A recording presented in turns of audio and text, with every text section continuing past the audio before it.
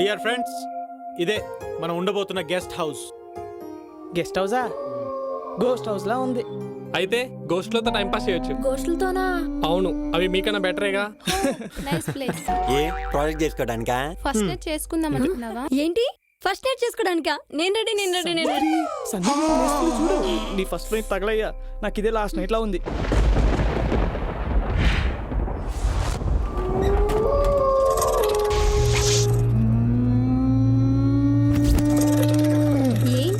ఏంటి సౌండ్స్ వస్తున్నాయి? డోర్ సౌండే. వాడు చాలా కాలం అయి ఉంటుందిగా. 2 ఆయిల్ డ్రాప్స్ వేస్తే సెట్ అయిపోతుంది. ఏ నన్ను ఏమంటావా?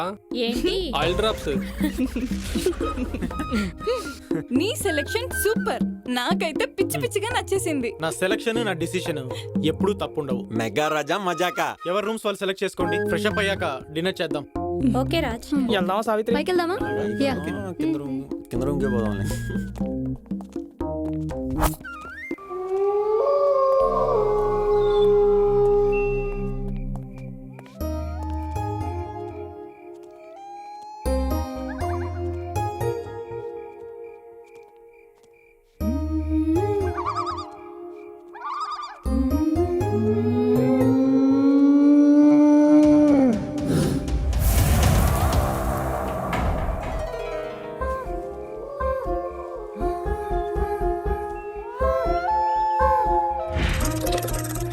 అంత నిర్మానుష్యం, ఎదురుగా అందమైన అమ్మాయి. ఏమనిపిస్తుంది ఇప్పుడు?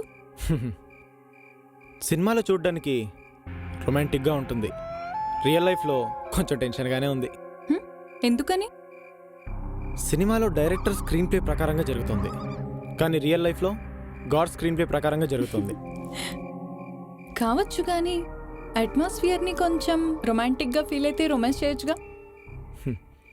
రొమాన్స్ చేయాలంటే ఇద్దరి మధ్య కెమిస్ట్రీ వర్కౌట్ అవ్వాలి, ఫిజికల్గా అట్రాక్ట్ అవ్వాలి.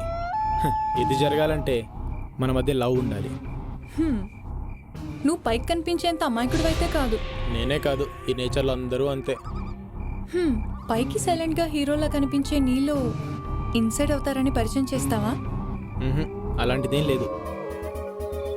అబద్ధం చెప్తున్నావు. కాదు, నిజమే చెప్తున్నా. ఏది నిజం?